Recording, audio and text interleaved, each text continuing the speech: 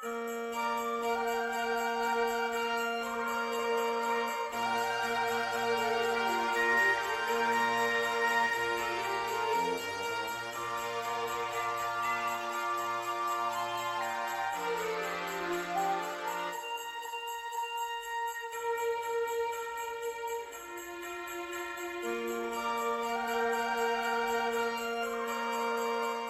and welcome to another episode of Codo Cinema, the podcast show where I talk about movies. I'm your host, Mark Codo, aka Codoman. Well, first of all, folks, Merry Christmas. And of course, Codo Cinema Christmas Month continues with another episode. For this episode, I have a guest on board. Go ahead, say who you are. Hello, everyone. This is Mike Codo, Mark Codo's twin brother, coming in for another episode of Codo Cinema. And first of all, happy holidays, everyone. That is right. Merry Christmas and Happy Holidays. So we're both back on board. The last time you heard from my brother Mike was during our collaboration on Tim Burton's Sleepy Hollow episode for Codo Cinema Horror Month. Now he's back again for Codo Cinema Christmas Month. And we're going to talk about Dr. Seuss's How the Grinch Stole Christmas. And this will be the live action version starring Jim Carrey in the title role with director Ron Howard. Yep, we are definitely going to have a lot of fun. Oh yeah, we're going to have a lot of fun talking about this movie. Now, of course, just to give some background, Dr. Seuss's How the Grinch Stole Christmas, the 2000 version, or the live-action film, I should say, is a 2000 American Christmas fantasy comedy directed by Ron Howard, who also produced with Brian Grazer, from a screenplay written by Jeffrey Price and Peter S. Seaman, based on Dr. Seuss's 1957 children's book of the same name. This marked the first Dr. Seuss book to be adapted into a live-action, full-length feature film, and it is the first live-action adaptation and the second adaptation of the book following the 1966 animated TV special of the same name. And of course, as I mentioned, it stars Jim Carrey in the title role. Features other cast members including Jeffrey Tambor, Christine Baranensky, Bill Irwin, and Molly Shannon, with cinematography being done by Don Peterman, edited by Dan Hanley and Mike Hill, with music composed by James Horner, while being distributed by Universal Pictures and Imagine Entertainment, Ron Howard's production company. Now, of course, the film was released in 2000, but it was released in Los Angeles on November 8th of 2000, and the United States on November 17th of 2000. And of course, it has a runtime of 105 minutes, and the film's budget was at $123 million, and it grossed over $346.5 million. And of course, I forgot to mention, there's obviously a narrator for this movie. The same can be said with the 1966 animated special of the same name. The narration was done by Anthony Hopkins for the live-action Dr. Seuss How the Grinch Stole Christmas film. Yeah, I mean, Anthony Hopkins stepping in to narrate, that is awesome. I mean, let's be honest, even before that, Boris Karloff, who voiced the Grinch in the original, also narrated the original story in the 1966 animated special as well. And before we go into more of the movie, the original Dr. Seuss How the Grinch Stole Christmas TV special, it's obviously a classic. Like, it's a fun Christmas special to watch around the holiday season.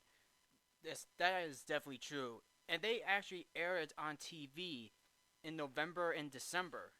That's right. In fact, around Christmas time, this was also aired on ABC right before the live-action Grinch movie as well.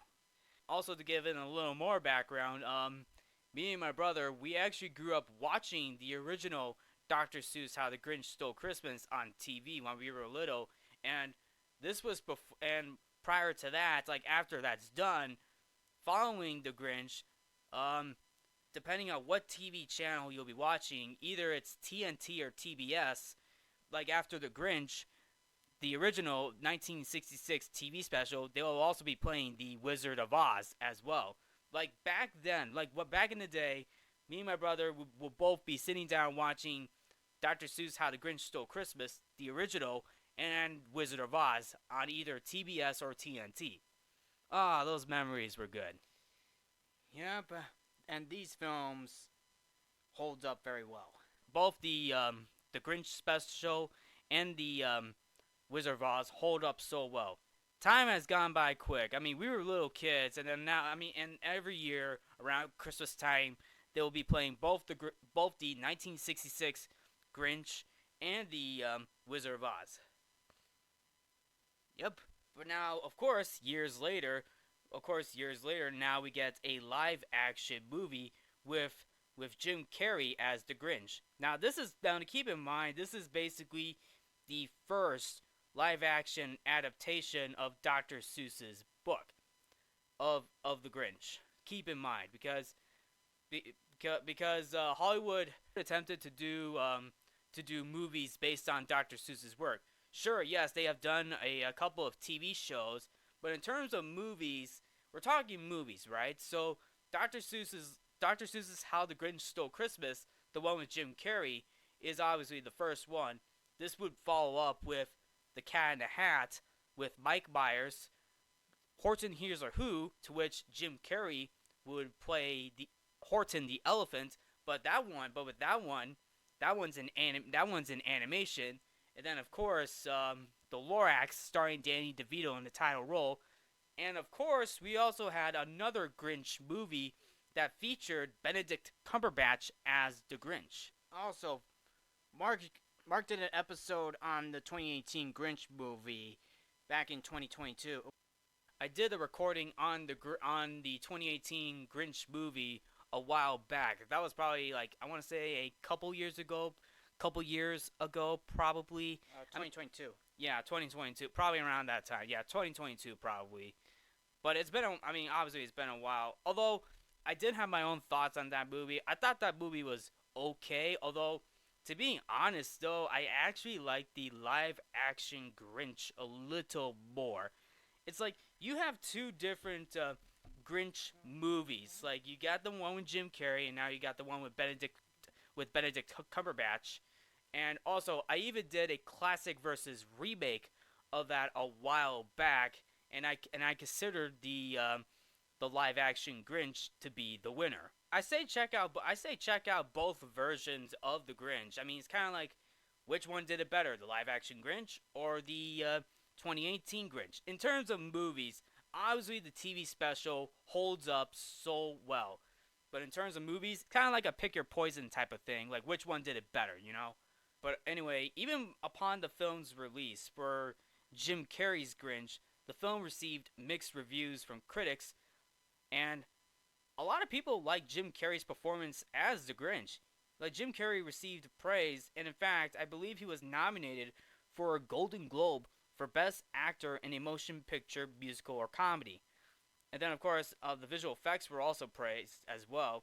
I thought the music was also pretty good too. Like James Horner's music was actually pretty good as well. However, a lot of people took issue with its dark humor and tone.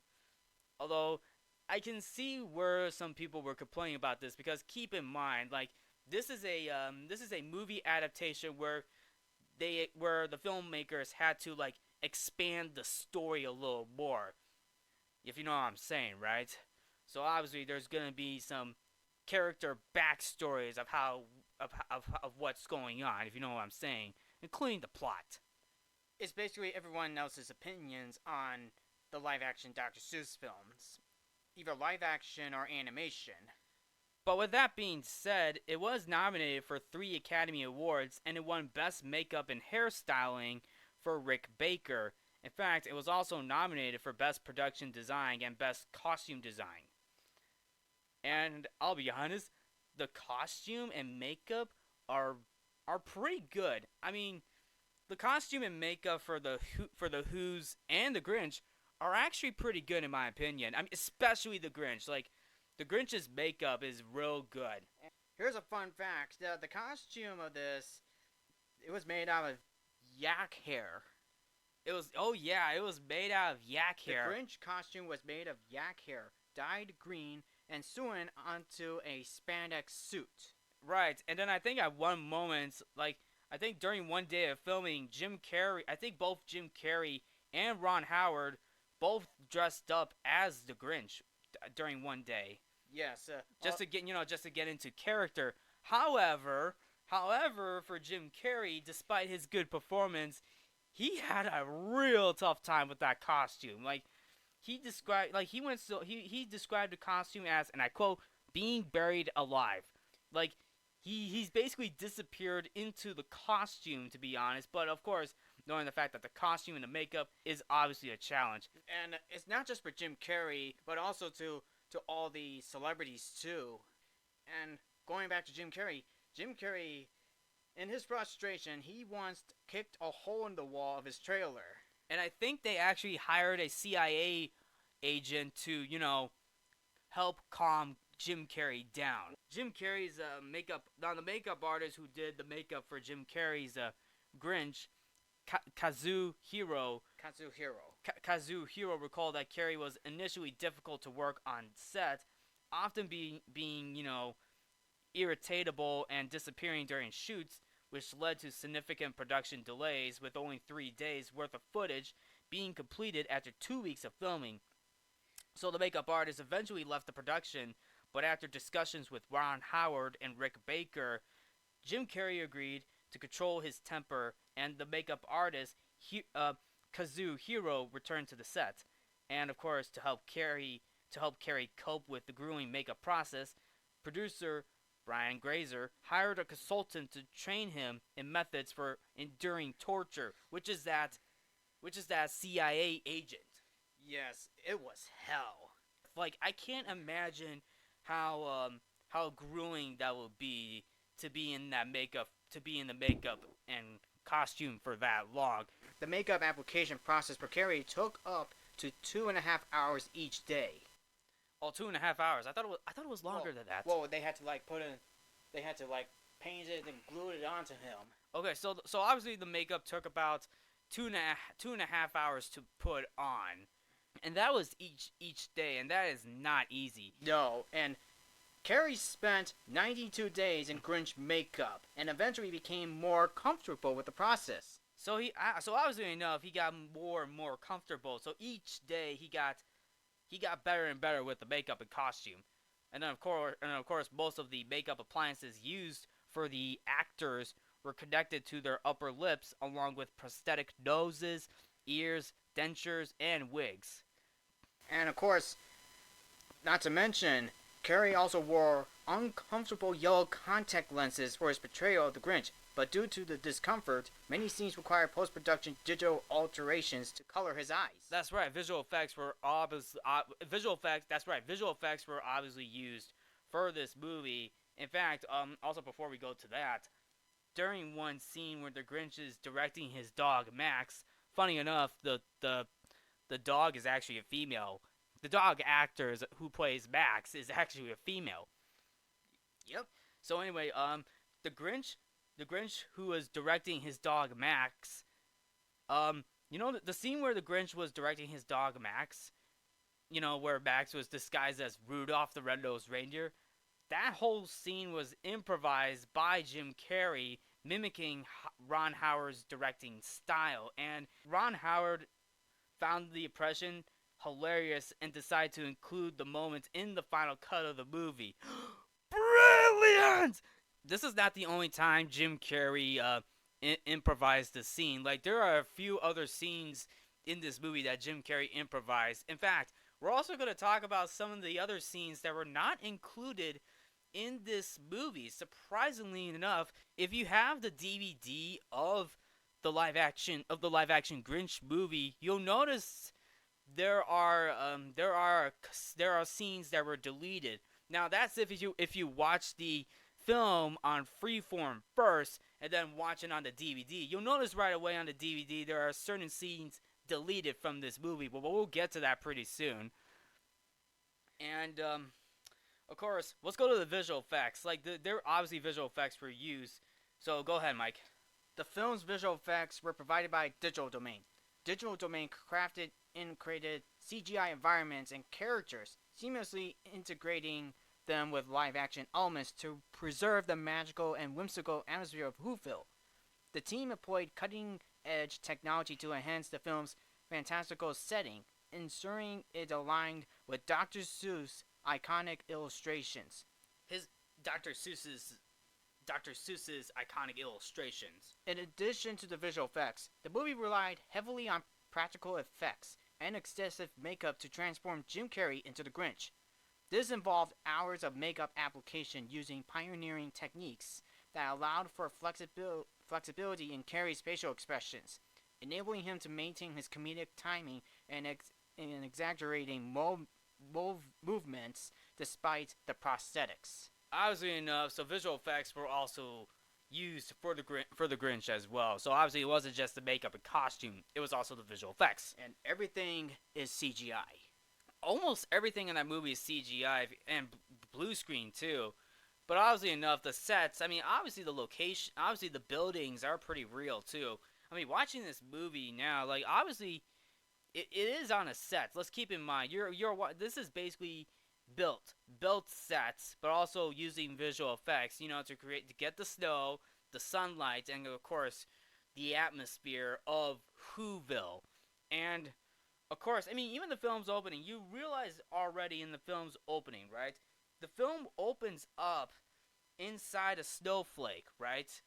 Like the one on your sleeve. Right, like the one on your sleeve. We get an extreme zoom in shot of Whoville, and then of course Mal Crumpet, and you can tell right away it's obviously visual effects to bring the world to life. And of course, as the Who's of Whoville prepare for their beloved Christmas celebrations, like everybody's celebrating while the credits are rolling. Like we get to see like the credits of the cast, including like who's involved.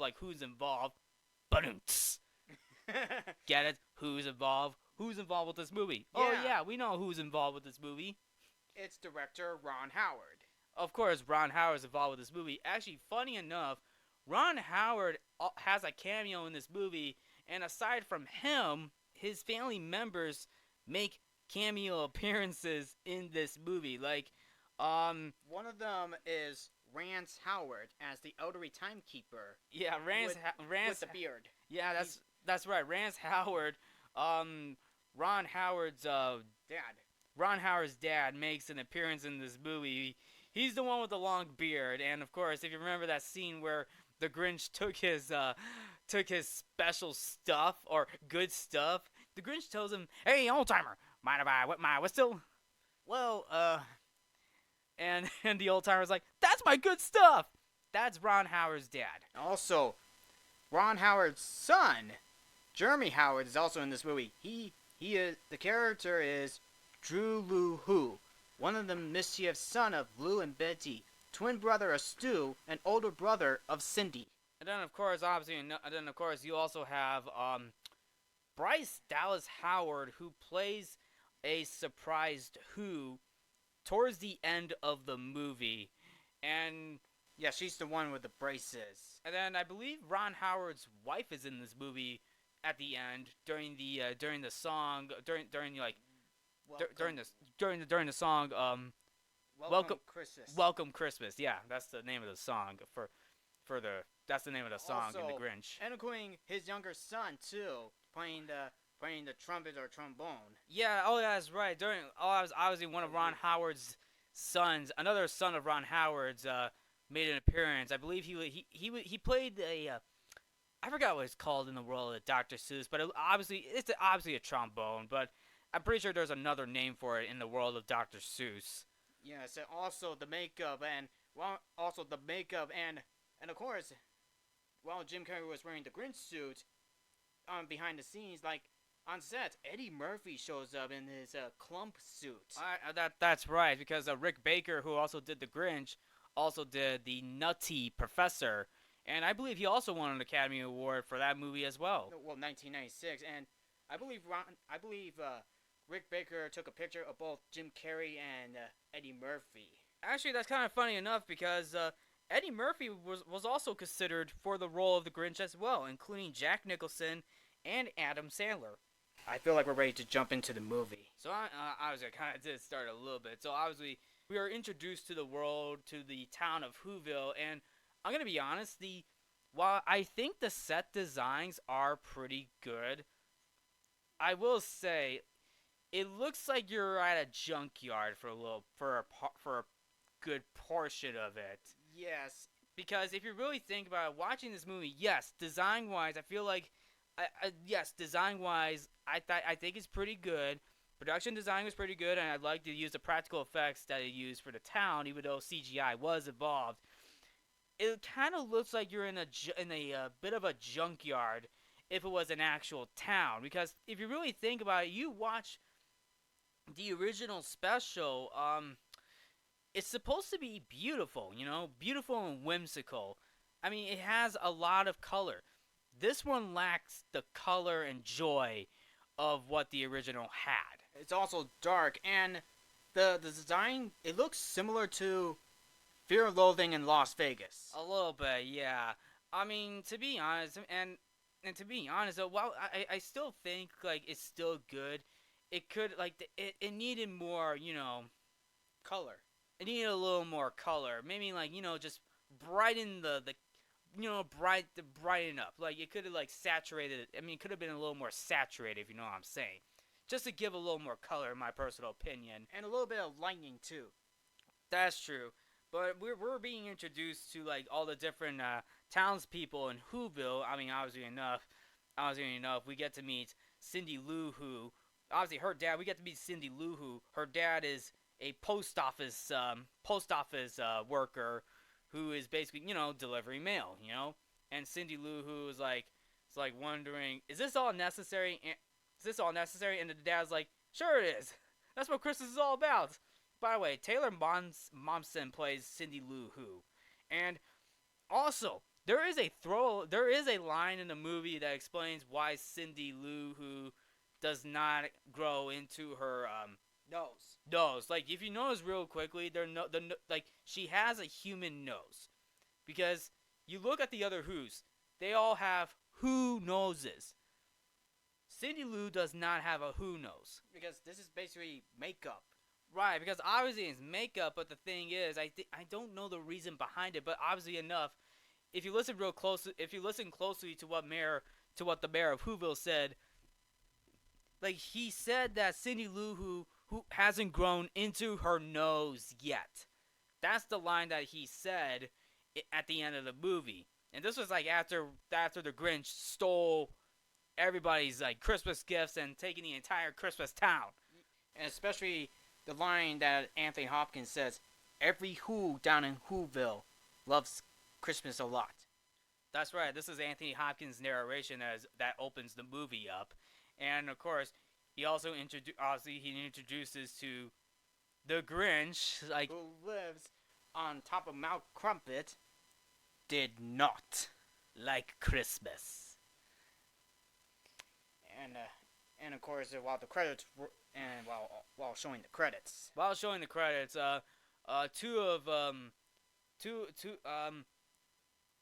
the two boys who are basically Lou Who, wow, two Lou's, huh?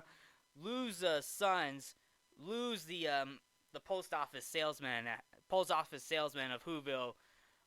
Lou's sons, Drew and Stu, and of course and they're both hanging out with two other girls going up to Mount Crumpet to see the Grinch. But right out of the gate, they're scared. They're basically the two Who's are basically acting like a bunch of sissies, basically being scared because they all were obviously, how do I say this?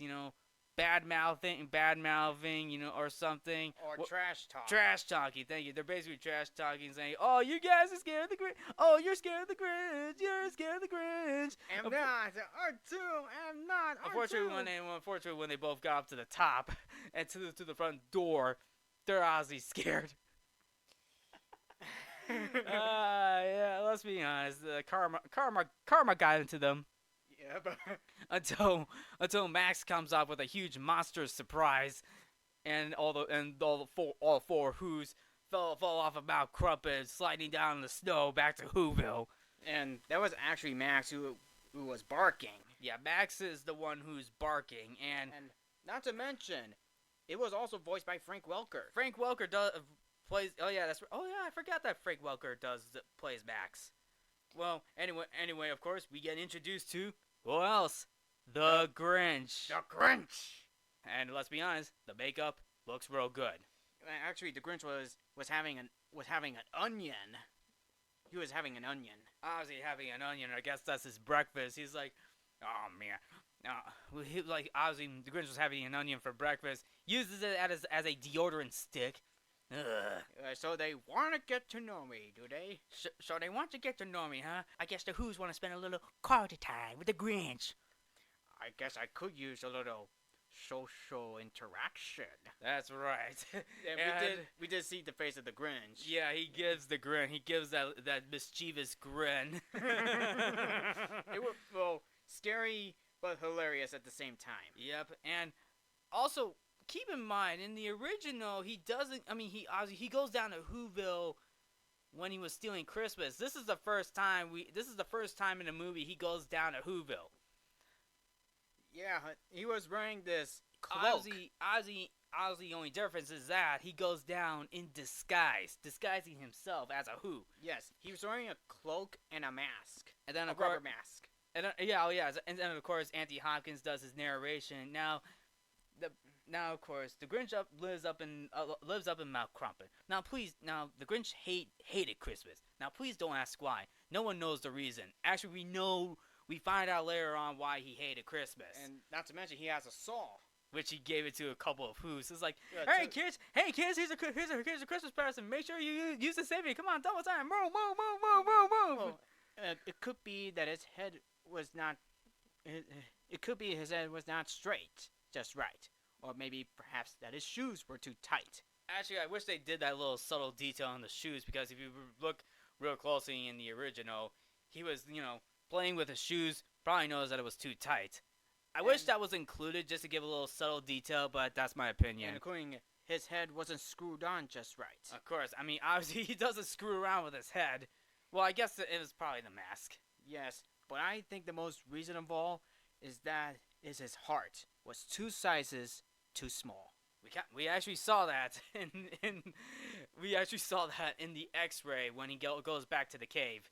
And he also stopped by in this Who folk town, and he meets up with this one who has a candy cane, and obviously his uniform does look like a candy cane. He's like, hey there, I can't let you go until you buy something. Unfortunately, the Grinch burps at the guy, which knocks him out.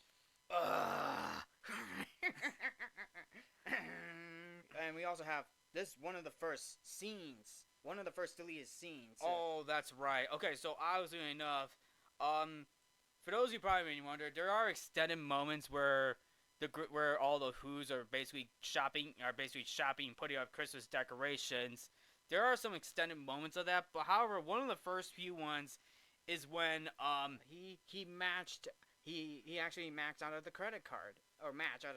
Oh yeah, Cindy Lou's dad, Lou, maxed out another credit card, or got another credit card, whatever it's called.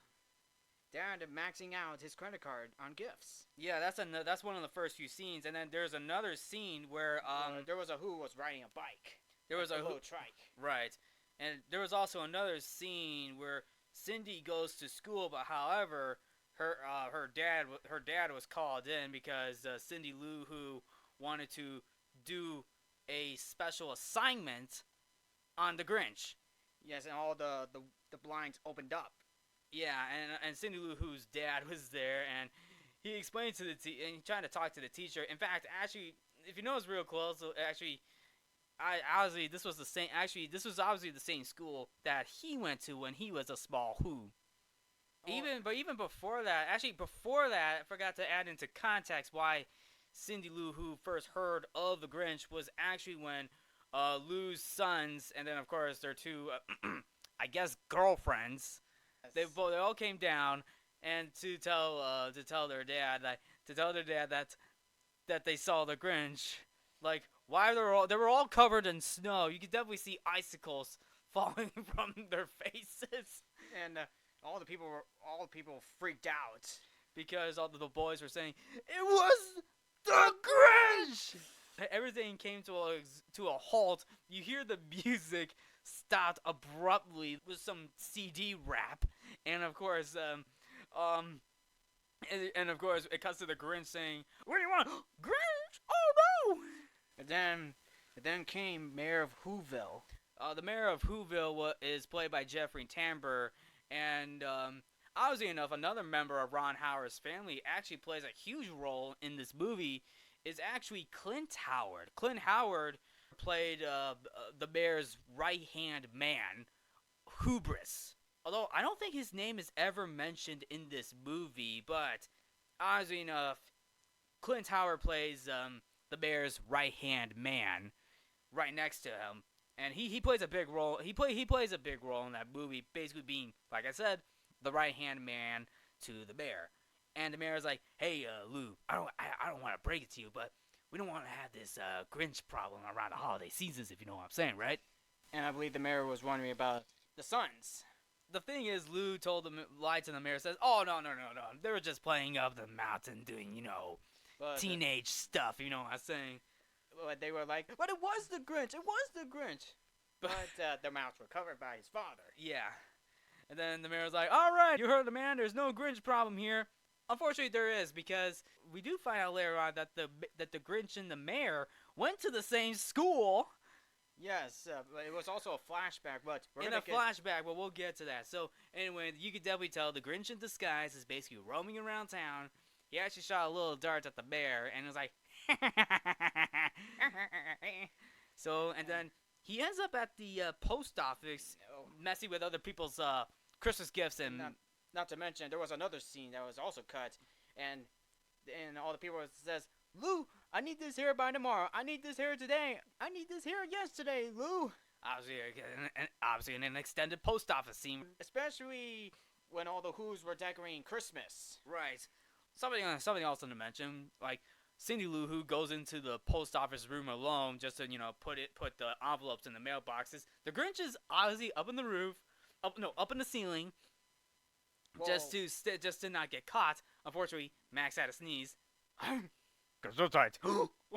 Oh. Yep. He blew his cover. Actually, technically, both the Grinch and Max blew their covers, and Cindy is scared, and the Grinch comes down. And I like how they both say da. The Grinch. He immediately scares Cindy Lou who falls into a pile of presents, about to get crushed to death by this giant stamp that says fragile. And the Grinch was about to leave. He's like, "Wow, that was easy. Come on, Max, our work is finished." Max bites the Grinch in the ass, and the Grinch tells him, "That is not a chill time. Stop it, Max. Get that out of your mouth." Like, Max is telling the Grinch, "You can't do this. Why would you kill someone like that? You have no idea where it's been." Unfortunately, the Grinch was like, "Oh, all the humanity," rescues Cindy Lou from being crushed. And then on top of that, he turns Cindy Lou Who into a Christmas present. Yes, well, before that, Cindy Lou Who says thanks to the Grinch she says, "Thanks for saving me." But the Grinch is like, "Saving you? Is that what you think I was doing?" Yep. Wrongo. I thought of making you a property package, my dear. So, yes, the Grinch made Cindy Lou Who turned Cindy Lou Who into a present. Thankfully, Max had to pick out a bow. And the Grinch says, "Can I use your finger for a second?" And then, obviously enough, her dad Lou finds her in a Christmas present, possibly thinking that Cindy Lou Who is practicing her rapping skills. Present rapping skills. And her dad was so happy. And you can also hear James Horner's musical score playing in the background. It's a happy little score, but Cindy Lou Who is like confused. She just witnessed the Grinch. Yes. or saw the Grinch for the first time, if you know what I'm saying. And then, this does lead into another. I don't know if this was deleted. This was in the scene. This was in the movie, right? Yeah. Well, it was actually at night. At night, and at night when Cindy Lou's mom was obviously trying to, I guess decorate for Christmas until her neighbor Martha May Whoville was also decorating for Christmas, because if you come to realize, you find out later on, both Cindy's mom and Martha May are basically in a Christmas-like competition. Yes, and another scene that was also cut where the mayor shows up. Oh yeah, the mayor shows up to ask Martha May out on a date, which was actually cut from the movie, surprisingly. I completely forgot about that. Well, according to Clint Howard, he says, ask you out. he's trying to be the wingman. Oh, your button is coming out of your coat. Oh yeah, just to do that as a distraction. Oh.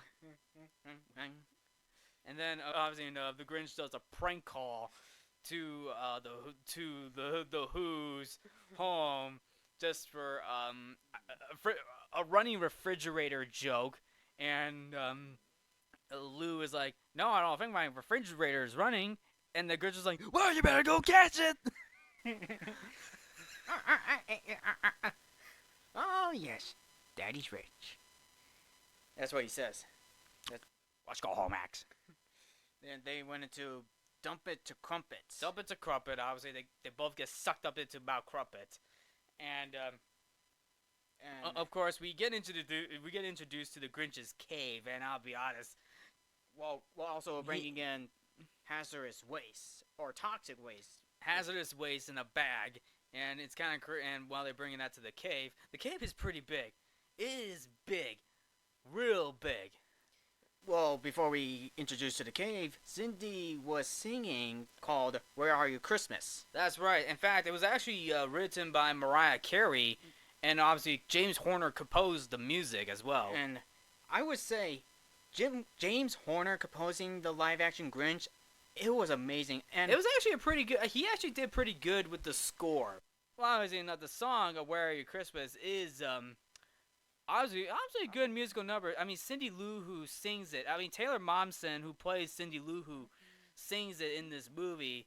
However, during the credits, country singer Faith Hill, sings the song, and Mariah Carey was originally going to sing "Where Are You Christmas," since she was also the writer for this song, but unfortunately, because of a legal case with Tommy Mottola, it could not be released. So obviously enough, country singer Faith Hill, re-recorded the song, but with her voice. So it's Faith Hill singing it during the film's credits. So obviously, but Mariah Carey still retained the writing credit for "Where Are You Christmas."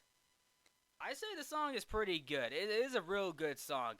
Like, I feel like the credits version of the song is actually a little better than what we saw in the movie. Obviously enough. From a kid perspective, it's still fine. But I feel like, to be honest, though, Faith Hill did it better during the end credits, in my opinion. Yeah. I wonder what Mariah Carey's version of the song would sound like. Yeah. I mean, who knows? Maybe that will be released. I hope that will get released soon, because I really want to hear Mariah Carey's version of "Where Are You Christmas." I mean, I'm still happy that she retained the writing credits, but it is a little sad that we never got to hear her own version of it in the movie. But it was nice to hear Faith Hill's version. True, and I would imagine if this song was nominated for Best Original Song. I think it got robbed of Best Original Song, but that's okay. But anyway, let's get back to the cave. So we get introduced to the Grinch's cave, and it's pretty big. It's a big cave, and technically we saw that in the 2018 version of the Grinch, where he lives in a giant cave, and of course, we get to see the little X-ray of the Grinch's small heart. Some people may notice right away I mean, Jim Carrey. I mean, some of you may know this right away, especially with Jim Carrey's Grinch. While he is good, he does a good job playing the Grinch. He sounds like Sean Connery a little bit, right? He kind of does. Because I know he's trying to get the voice, right? Mm-hmm. He's trying to get the voice of the Grinch down. Like, obviously enough, I give him credit for that. This is not an easy role. Like, it's not an easy role. Boris Karloff, who did the narration and the voice of the Grinch in the original, keep in mind.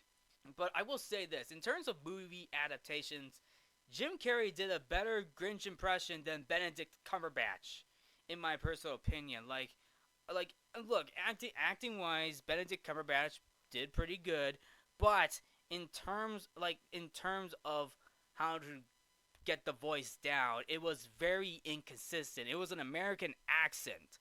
And you could probably tell right away in the 2018 Grinch movie, it's an American accent. I get where Benedict Cumberbatch was trying to go for. Like, I'll give him props for that. But at the same time, the voice was very inconsistent. Like, it sounds like different voice acting styles were being put into place. If you know what I'm saying, like, I'll give Benedict Cumberbatch props for at least trying to, but in my opinion, it just didn't work. The voice did not work. I mean, because if he used his British accent, if he uses British accent with a bit of maybe a hint of Boris Karloff and maybe Smaug from The Hobbit, I think it could have worked, and maybe a little bit of a Doctor Strange voice. Fortunately, the whole voice acting role with the American accent in the 2018 Grinch movie was not that great, which I would prefer Jim Carrey's take on the Grinch. Because at the very least, both actors tried, but I feel like Jim Carrey did a much better job. Because for the most part, it was consistent. Now, granted, Jim Carrey did drop the impression a couple times in this movie. Like, you do hear his normal voice a couple of times in this movie, but for the most part, almost the entire movie, you hear the Grinch, Jim Carrey's impression of the Grinch. Mm-hmm. Okay, and also while he was also in the couch and having a glass, eating glass, and one of them is sugar glass. It's actually, I think all the glass bottles are sugar glass. Like, they're basically made out of sugar, not actual glass. Yeah, and of course he was also talking to himself inside the cave where you have those holes up on top. That's right, like he was talking to himself, and I like how it plays back. Telling the moment the Grinch says, "I'm an idiot! You're an idiot! I'm an idiot! You're an idiot!" It just echoes back to him. Although, he's just sitting there because he's like, am I eating just because I'm bored? And then we see Cindy Lou Who doing research on the Grinch, and she meets up with some of the townspeople. Like, she interviews these two old ladies who actually raised the Grinch. Yeah, there was also a flashback too where before they showed the baby Grinch, they see the baby Who boys and girls. And all the baby Who boys and girls were basically, parasailing down in their little carriages. And I feel like it does have a bit of a double reference, because obviously the storks, how the storks are bringing the baby animals, kind of references a little bit, but the only difference is it's with carriages, umbrella carriages, Yes. And then of course when we got introduced to Baby Grinch, the Baby Grinch, oh my goodness. Oh my God. I would say he's very cute. He's very cute, especially with the little baby Who feet. Yeah, he had the Grinch Who feet, and he accidentally knocked out. I guess he accidentally pushed away another baby carriage in the sky. I don't know who that belongs to, but my goodness, the Grinch was laughing crazy in that one. There was even another moment where when one of the baby Who's came to the first house, the dad was like, looks just like your boss. You heard that line, right? You heard that line, right? Yeah. I'm like, I do not know what's going on down at the Whoville office, but that's something. But oh my goodness, the writers had to really insert that joke. Obviously enough, there's obviously adult humor into this movie, right? Yes, because I think probably one of the reasons why this film was criticized is basically the screenplay. Yeah, obviously enough. The screenplay, you could definitely tell right away that they were expanding upon the book a little more. But of course, obviously enough, the adult humor that is being played in this movie. Like, I mean, look, I don't have a problem with adult humor in kids' movies, but at the very least, at least find a balance to that. I mean, like, this is supposed to be a kids' movie, right? Yeah. It's supposed to be a live-action kids' movie, but at the same time with an adult edge. Yes. So that's kind of surprising. Where, yeah, there's a couple of adult references in that movie where it doesn't go. It doesn't always fly well, in my opinion, but sometimes it does give a bit of a chuckle. Yeah, and of course, the baby Grinch landed on one of the tree branches, and he sees all the people inside the house. There was a party going on, but unfortunately, they didn't realize until Christmas morning that even the Grinch was out there. Yeah, the baby Grinch started to cry because there was no attention. There was barely even attention going on because there was a party going on. It's a holiday gift together. Holiday get together, basically celebrating. Yeah, obviously, basically celebrating. But thankfully, the two elderly women were able to find the Grinch outside and break him inside for Christmas cookies. Yes, and that's where the Grinch said his first word. Santa. Yep, Santa. Unfortunately, it was a Santa plate. Yes. He eats the Santa plate. I'm like, what? Ouch. Ouch. And the baby Grinch says, Santa, bye-bye. when the Grinch got a little older, like basically being a kid, he went to school. And also, the child version of the Grinch is actually being played by Josh Ryan Evans. Yes, Josh Ryan Evans plays the young Grinch, and I think it was like 20 years. He was like almost 20 years, and he was like, I want to say 17 or 18 years old when that movie came out. And he's also a form of dwarfism. Oh yeah, that's right. That's right. He has a form of dwarfism. Like his size wise, and this is arguably one of his last film roles that he was in. That's right, because the Grinch was actually one of his last film roles before he passed away in 2002 due to a heart condition, and from what we saw in this movie, he does a pretty good job playing the child version of the Grinch. Like you could definitely see that he was having fun with that role, despite the short screen time that he had. It was obviously pretty funny. Yes. It was obviously pretty funny. You could definitely tell that what the Grinch's goal was right away. Yes, not to mention that Cindy Lou Who was interviewing Martha May Whoville. Obviously, she interviewed the two old ladies. She interviewed Martha May Whoville, and of course, funny enough, the mayor as well, because we find out in this flashback is that Martha May and the mayor went to school together with the Grinch. Yes. And of course, obviously enough, we also later find out that the mayor was also a jerk towards the Grinch. Although you can definitely tell right away the mayor, as an adult now, he's lying to. Obviously, by the way, Jeffrey Tambor is the mayor. Just to let everybody know, the mayor is lying to Cindy, oh yeah, I tried to take him under my wing, but it's the hair, not the beard. The beard, not pleasant. But unfortunately, he's trying to tell Cindy, oh yeah, Martha was actually my girlfriend my whole life. But really though, are you sure? Because she has more interest in the Grinch. You can definitely tell right away. Even Martha tried to tell Cindy, oh no, me being in love with the Grinch. Oh, me and the Grinch. I was just focusing on my studies. Yeah. Yeah. Right. Oh yeah. You're focusing on your studies. You're focusing on the Grinch. You're focusing on the Grinch while licking a lollipop. Yeah, you're focusing on the Grinch while licking that lollipop. Oh my goodness! She was obviously in love with the Grinch. I mean, the Grinch doesn't even realize that until she talks to him. And when the mayor as a kid comes on in, after I won't, actually, this was before they left class. The mayor was like, "You don't have a chance with her. You're 8 years old and you have a beard." Well, technically, he doesn't have a beard. No, he doesn't. How's the fact that he has a beard? Tell me, how does that little kid Grinch have a beard? Yeah. It doesn't even look like a beard. I mean, What the hell? It doesn't even look like a beard. Obviously, maybe how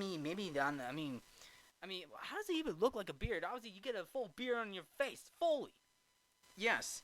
And before shaving it, he got interested in the Christmas spirit for the first time. Because obviously, when he was right next to Martha May, Martha tells the Grinch, like, Christmas is my favorite time of the year, especially with the red and the green. Like, she touches the Grinch's cheek, and you can tell right away that the Grinch is like, "Oh my goodness, I'm in love." You can definitely tell the Grinch is in love. Oh yeah. Yeah.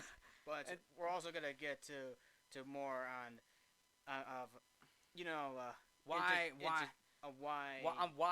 Why the Grinch hated Christmas. However, Martha May chooses the Grinch.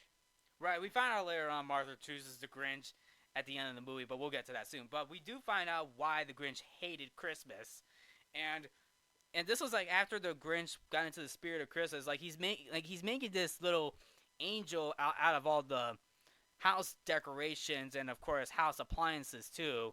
And you hear while he's making that present, actually you could tell that he's a pretty good engineer. Yeah. He's a pretty good engineer. Like the Grinch as an engineer, okay, it's pretty good. Pretty good. Nice little character build up, little character trait. He likes to build things. This will be perfect on the top of the tree.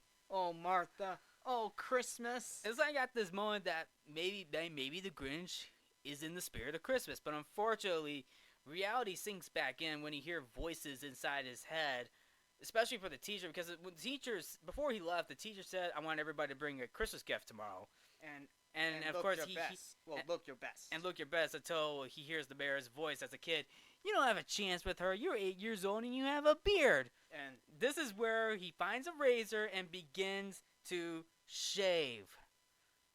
Yes. And then the next day, he comes in wearing a bag over his head to cover his damaged face. And when he revealed himself to the whole class, you could definitely see all the scars. You could definitely see, all the green blood marks on his face. There's a Band-Aid as well. And the mayor says, "Look at that hack job." Like, yeah. Martha was not laughing. No. Everybody else in the classroom, including everybody else in the classroom was laughing, although the teacher tried to laugh a little bit. I mean, you see this little smile on her face. Like, she's trying to cover her laugh, but Martha May was not. No. She was mad. That was uncomfortable. This is where the Grinch snapped, and he throws away Martha's gift and lifts the Christmas tree up, saying, "I hate Christmas!" And then we cut back to the mayor and Martha May, including Clint Howard, saying, "The anger, the fury, the muscles."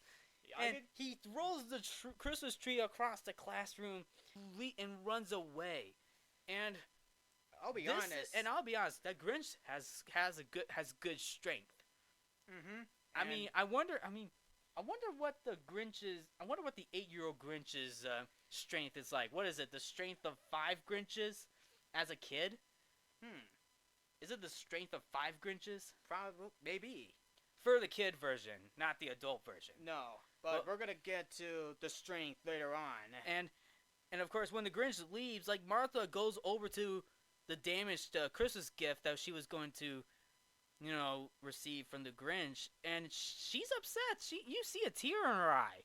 You can barely see a tear in her eye, because she realized how cruel the classmates were towards the Grinch, and she could hardly bear it.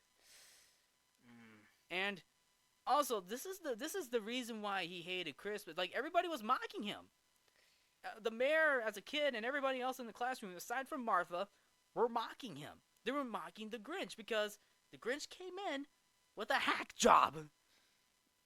And I find it to be uncomfortable. It is obviously uncomfortable because the Grinch was obviously getting into the spirit of Christmas up until the point where he got laughed at, embarrassed by his classmates, aside from Martha. And he left town to live on his own up in Mount Crumpet.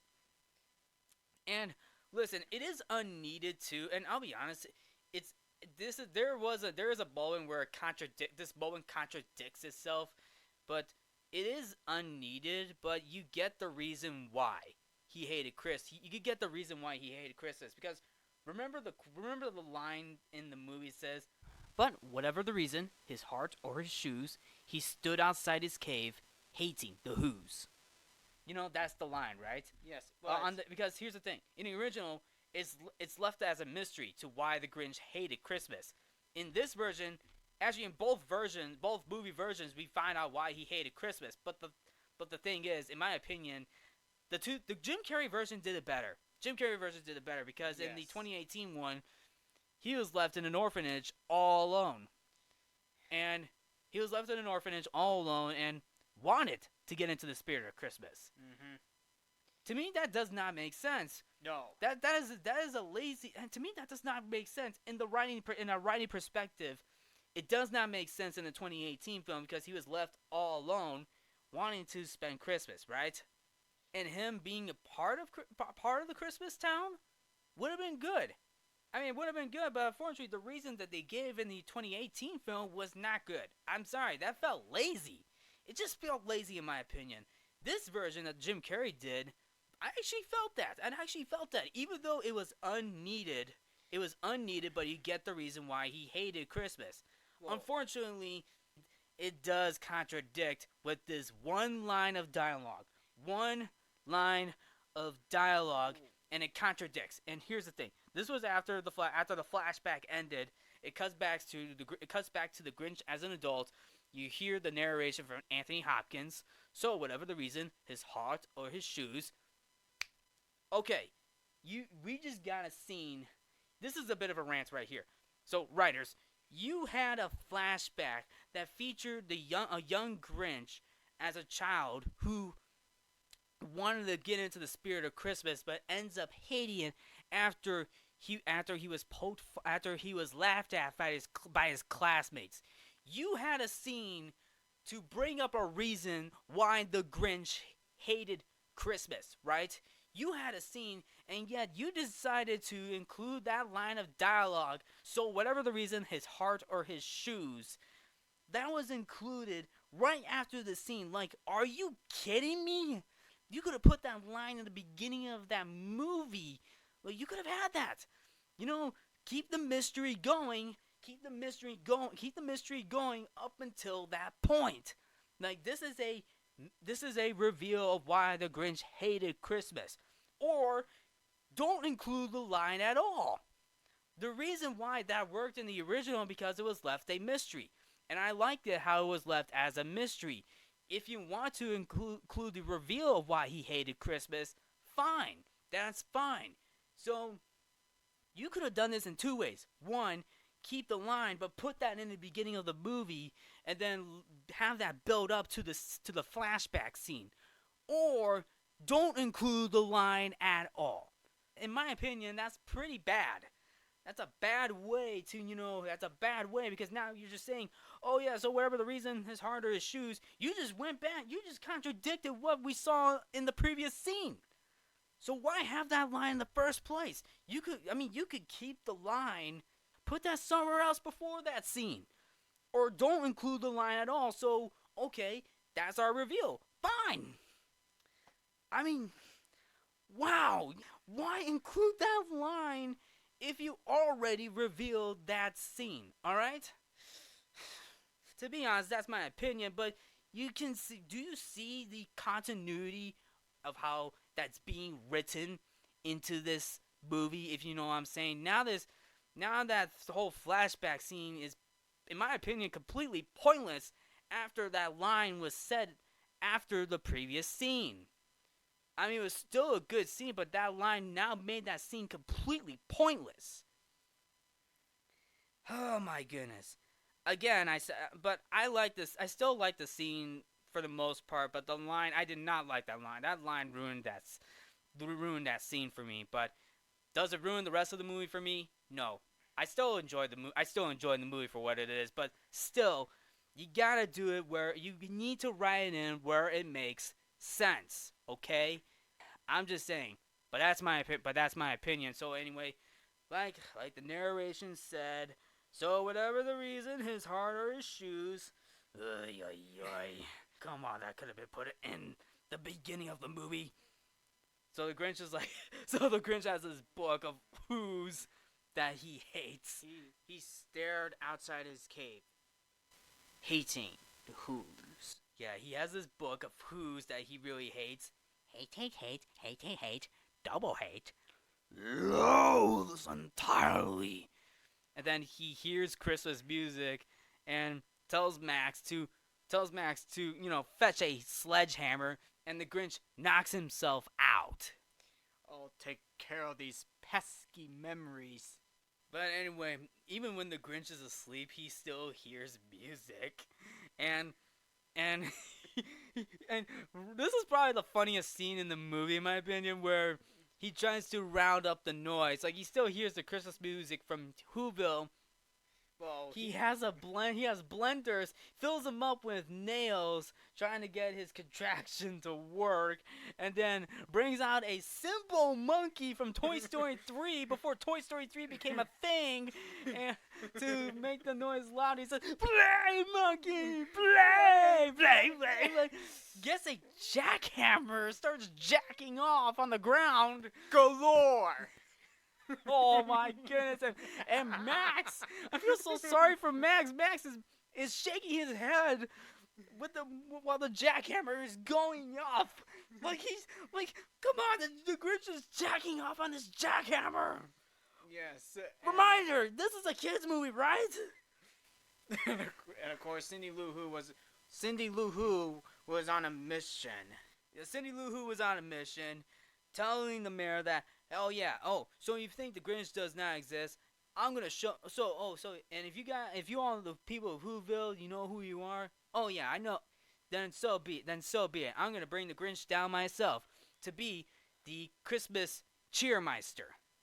Even though Cindy Lou Who was able to get on top of the Mount Crumpet, and she was trying to give the Grinch his attention, she says, "Mr. Grinch, Mr. Grinch," because the simple monkey was hitting his head, and you hear Jim Carrey scream, pretty fun, pretty hilarious, and then the Grinch stops the simple monkey and breaks it down.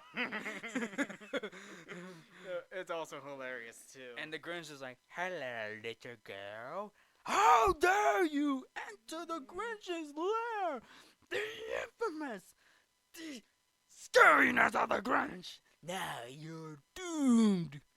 And then the Grinch, at this point, this is just basically Jim Carrey being funny. Even Cindy Lou Who is laughing up, or it could be just the actress breaking character. Even to the point where the Grinch is like, basically, he's wearing this white shirt, telling Cindy, "Run away! It's gonna hit me! I'm a psycho." Danger! Danger! Danger!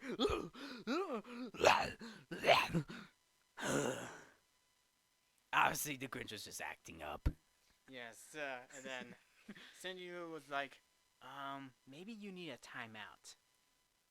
And there's a fourth wall break where the Grinch looks at the audience saying, "Kids today, with their TVs and stuff, and even video games, you know what I'm saying, right?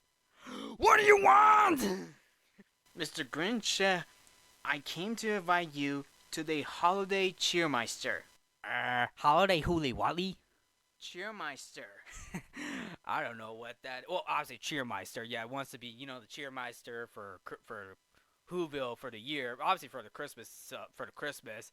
But the Grinch is like, "Oh, you want me to go down there, huh?" Well, another scene was also deleted too, where he was laughing a lot, and he was like this, inside the symbols. Yeah, he that was cut out, right? Yes, and he also brought in like a giant microphone. He brings in this giant megaphone, covers Cindy Lou Who up, and ask to say it again. Am I hearing you correctly? Yeah, to be holiday cheermeister. And Cindy Lou Who tries to reason with the Grinch. Look, I know you hate Christmas, but what if that's just a big mistake? You know, I mean, I don't care. He was talking. He doesn't want to go. He doesn't care about Christmas. The Grinch. yeah, the Grinch doesn't even care about Christmas. But Cindy, you can definitely tell why Cindy cares so much. Like, the Grinch doesn't listen, but Cindy explains to the Grinch, listen, if you go down there, you'll get a reward. Huh? An award? He thought it was like a check. He probably thought it was a check or something. but no, it's just a Christmas present.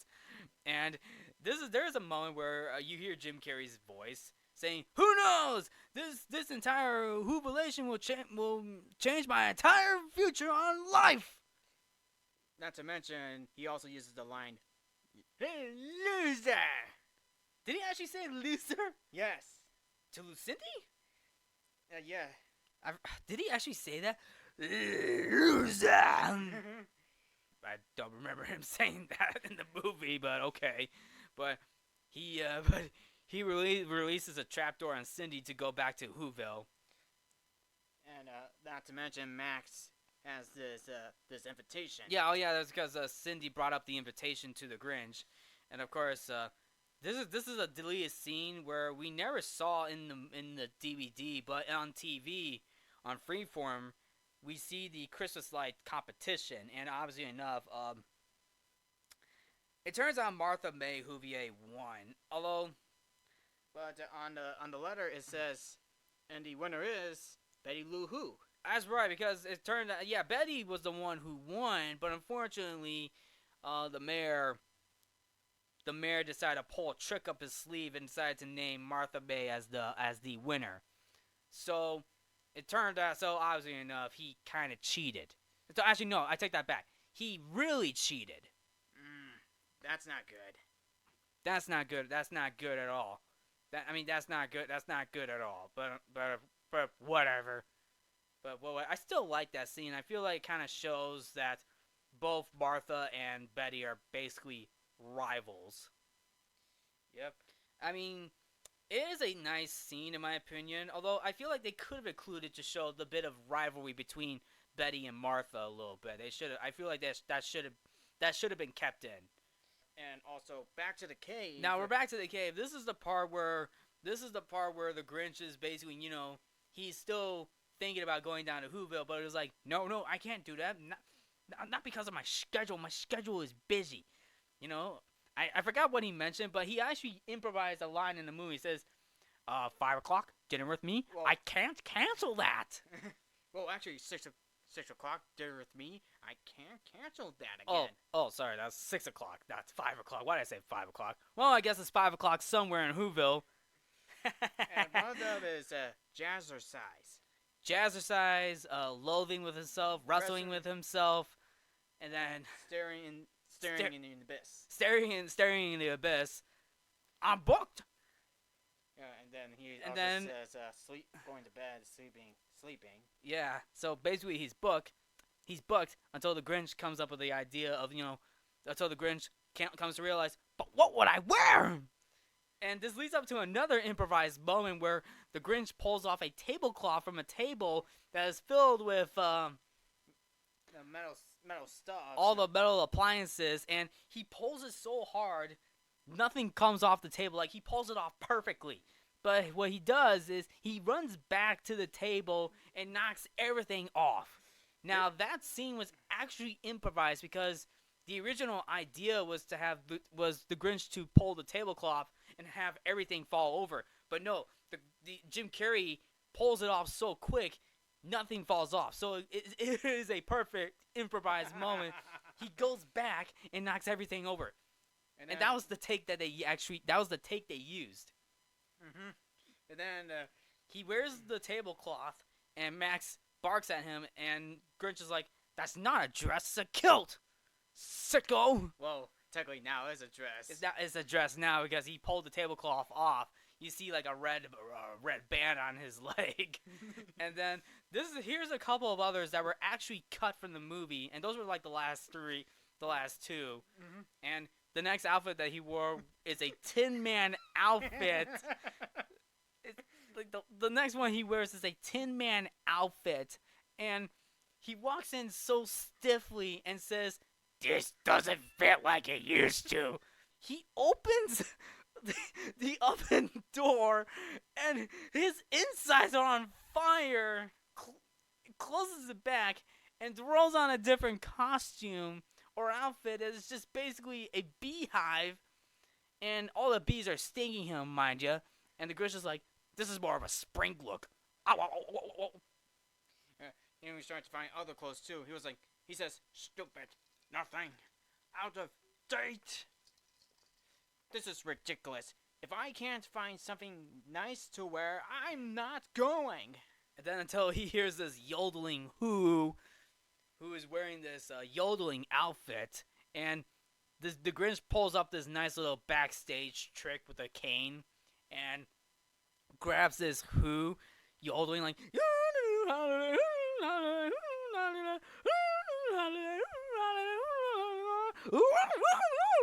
He pulls the Who back to the cave and wears this outfit, and this yodeling outfit was actually a good fit for the Grinch, to which that actually became a meme. This whole scene right here is a meme where the Grinch goes, that's it, I'm not going. That whole moment became a meme of its own, until the Grinch comes to his senses and says, "Fine, I'll go." And that's that. Have my fingers crossed. Until Max pulls the trap door open, sending the Grinch down to Whoville. And once everybody is at Whoville and Cindy Lou Who and with Cindy Lou Who in the mayor's like, well, who would have thought the Grinch would come down here, huh? I guess not. So I guess the winner is the runner-up. That's right, folks. Until the Grinch shows up. Yep. The mayor was about to win Cheermeister. Mm-hmm. Until the Grinch shows up, everybody is surprised, and oh my goodness, like he lands on top of Martha May. Like the Grinch's face lands on top of Martha May, and like his face is covered on Martha, and Grinch is like, "Hello, Martha." Even Martha was like surprised at that moment. Like, I don't know how that was written in, but just go with the flow of the screenplay, you know. But anyway, the Grinch is there. They made him Cheermeister. They put this Christmas sweater that says, "I love Xmas, Christmas." Very clever, very clever. And we also got the chair of cheer, to which Rance Howard said it. Yeah. He says, "Put him in the chair of cheer." We also get a cameo from Ron Howard himself. He was right next to two candy canes, the two candy cane ladies. Yes, and not to mention, and of course I did mention the chair of cheer. The chair of cheer, like he sits on the chair of cheer, like even the Grinch is surprised. You didn't tell me about the chair of cheer. No, please. And he's asking all the people to let me go. I'll get a lawyer. I need help to pay. And of course we get this different competitions going on. There's a Who pudding cook-off where all the Who's were giving the Grinch Who pudding, where one guy gave him, it looks like Jell-O to me, saying, "This is not Who pudding."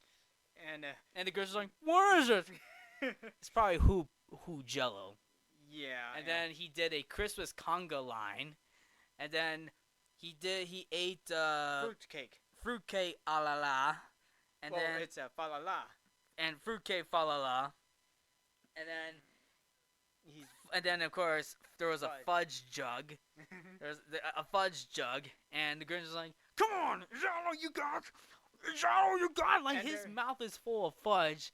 And then this is a scene that was cut from the movie, and is the nog off, which is drinking eggnog. And oh my goodness, the Grinch really let himself go at that point. Like he was sick to the stomach. Like we even cut back to where the Grinch is back on the chair of cheer, feeling sick. You see the sick look on his face. like he's about to throw up. And then there was A beanbag race or a bag race, a sack race. And then And the music was the song was "Chariots of Fire." Yes, they were playing music from Chariots of Fire. Dun dun dun dun dun dun. So the Grinch wins the race, saying that he's number one. I'm number one. No child can beat the Grinch. I beat you. Ha ha ha. So this is like where the Grinch is finally getting back into, I want to say, Christmas spirit a little bit. Yeah, and he also wears the crown. Yep. And then of course, Christmas present pass along. Yes. Also, another scene that was cut. Yeah, that's right. Actually, that was actually cut. Can't believe that was cut because they were passing presents along until the Grinch didn't have a present. Well, to which you can also hear James Horner's original score playing in the background. Oh yeah, and you hear his version of Welcome Christmas. Yeah, I really love his score. That score was actually pretty good. I like that moment where it calls back to the original movie, like music wise. You hear Welcome Christmas in the background, and from James Horner's perspective. And then I like the I do find it funny where the Grinch almost gives the mayor's watch, and the Grinch is like, "Sorry, I didn't have time to wrap it." That's my watch. Oh, so everything on your hand belongs to you? Well, you better take your cufflinks back too. We got nothing. That's not true. I ordered from a catalog, but I got all backed up and stuff. Well, don't worry. We have a Christmas gift for you. So the Grinch gets a gift, but it turns out it's actually the razor from his childhood. Uh-oh. The electric razor. So now, Actually, it's a gift of a Christmas shave. Oh, now the Grinch is pissed off now.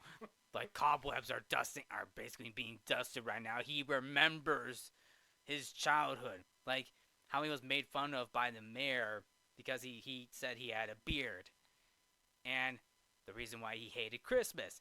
Like you see the look on his face, like he turns from green to red. Obviously, you don't see his red face, but you kind of get the point, right? But the mayor's like, yes, good time. Yeah. I was like, yes, good times. But unfortunately, he was going to propose Martha May. And even the Grinch was surprised too. Even Martha May didn't even look as comfortable. Like Martha didn't even look comfortable either, too. You see the look on her face, right? Yeah. Like, I feel like she still has feelings for the Grinch, even though she tried to cover up, like, oh, no, I don't have feelings for this Grinch. It turns out she does. She really does. Mm-hmm. And then the mayor trying to win her over with a new car, but unfortunately the car gets scratched up by the Grinch. And does the Grinch have long fingernails? I think so. It's never really revealed if he ever does. I mean, it's probably covered up, but whatever. But the Grinch is like, but the Grinch is like, oh, you guys, you who bastards are talking about Christmas gifts? That's what it's all about. That's what it's really all been about. Gifts. You want to know what happened to your gifts? They come to me in your garbage. And of course, the Grinch is also saying other things like, I want a golf ball. I want a pony so I can ride around until it goes off and make glue. Look, I don't want to make waves. But there's one teeny tiny Christmas tradition. Mistletoe. Now park her up and kiss it, Whoville! Oh my goodness, come on, man. You had to write that in. Like the mistletoe butt. Yes, and Martha faints. Wow, that line knocked her out. Oh my gosh! Did they really have to write that? Did they really have to write that moment in? Including the other who also fainted too.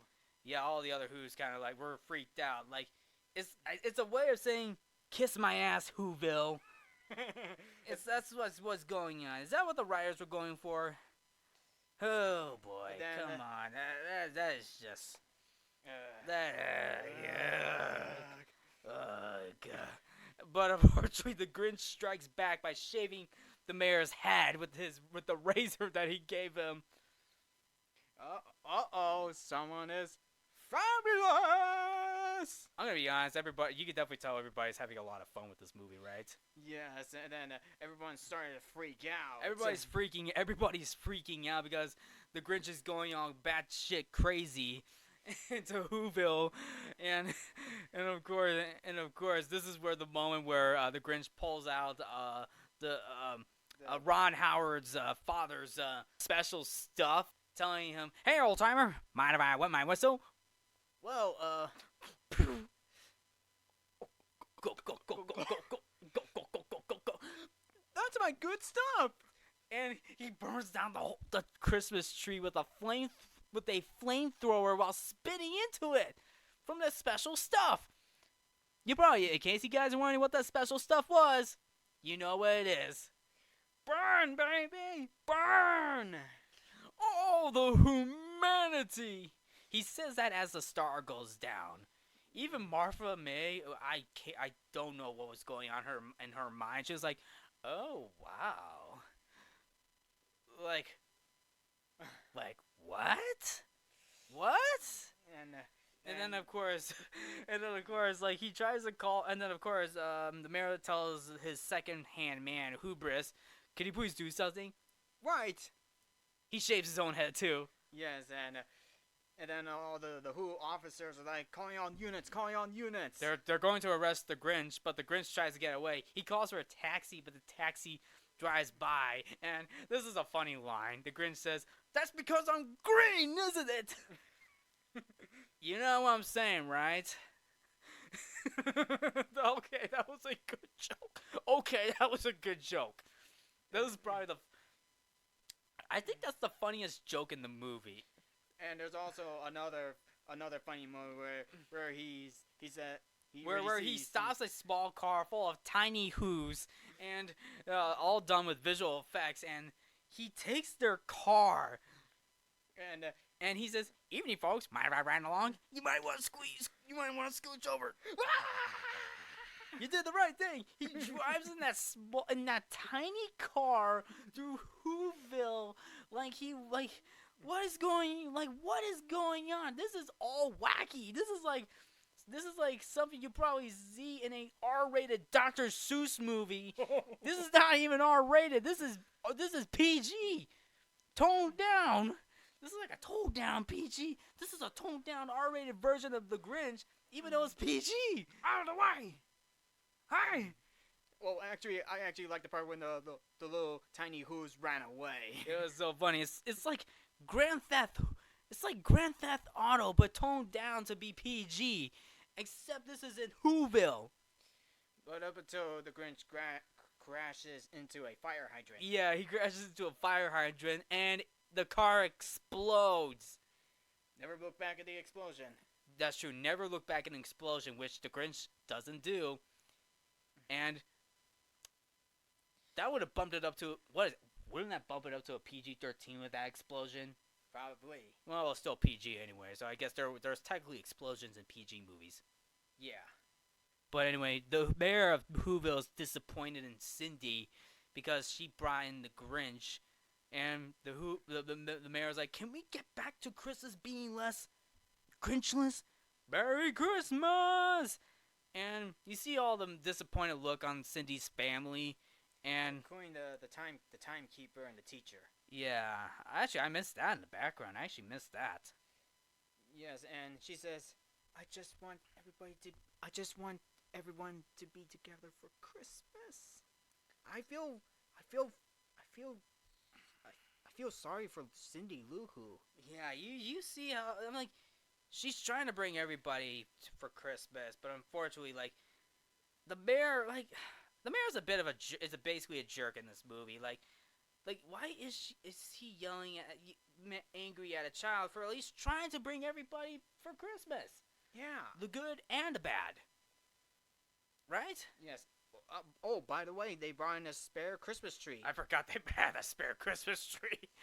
And then of course the Grinch goes back on top of Mount Crumpet, and this is where it plays along in the story where the Grinch is like, "Oh man, tomorrow's Christmas," and all the noise. They'll be playing instruments, and Ron Howard's another. Ron Howard's one of Ron Howard's sons plays that trumpet or trombone or something. And they're playing balls and toys and But everything. playing balls, toys, Jan Jinglers, and bounce on boy bounders, and then of course, and something that he hates most of, and they'll feast, and they'll feast, and they'll feast. There'll be who pudding and rare who roast beast. That's something I can't stand in the least. Oh no, I'm speaking in rhymes. You could definitely. I got a feeling that part was also improvised. Yes. Because speaking in rhymes, that's not something you hear out of the Grinch. Yeah. And of course, for year after year, I put up to it now. I must stop this Christmas from coming. But how? I mean, in what way? And then He goes back inside the cave and finds Max dancing on his dancing to the music, and the Grinch joins along saying, "Are you having a holly jolly Christmas?" Wrongo! He kicks him out of the house, and especially his doghouse. his doghouse too. Oh my! And then the Grinch looks at Max and says, "Well, if you're not going to help me, then you might as well." Then you hear the narration of Anthony Hopkins. He says, and he got an idea. An awful idea. The Grinch got a wonderful, awful idea. I know just what to do. And you see the smile on his face. And then this is where the Grinch begins to make his Santa Claus outfit and, of course, build a sleigh. And this is probably one of a good rendition, a good recreation of You're a Mean One, Mr. Grinch. And the funny thing is, this is Jim Carrey singing it. Jim Carrey is singing this song. You're a mean one, Mr. Grinch. You really are a heel. You're scuttly as a cactus, as charming as an eel, Mr. Grinch. You're a bad banana with a greasy black peel. Like, this is Jim Carrey singing this song, and it is so good. I really wish we hear the whole song, but we only get some verses. Like, you hear the bad banana part. You also hear, I would have touched you with a 39.5 a pound. Well, actually, it says, you're a monster, Mr. Grinch. Yes, you are. Your heart's an empty hole. Your brains are full of spiders. You got garlic in your soul, Mr. Grinch. I would have touched you with a 39.5 a pound. Like I really wish we could hear the rest of the more of this song. Like, you do hear the ending of the song, "You're vile one, Mr. Grinch. You have termites in your smile," and the seasick crocodile line. Yes. Like, there are a few other verses I wish they actually kept in the movie, but this was fine enough. And I really like how this is all playing while the Grinch is building his sleigh, and also testing out the rockets on that chair. It was like a test dummy, and he got knocked out like a test dummy. And he's like, airbags are a little slow, but that's what these testers are for. And of course, they were able to finish up the sleigh. They finished up the sleigh, and got all the bags, and then the Grinch was spinning around in the swing sets, saying, "Seasick crocodile."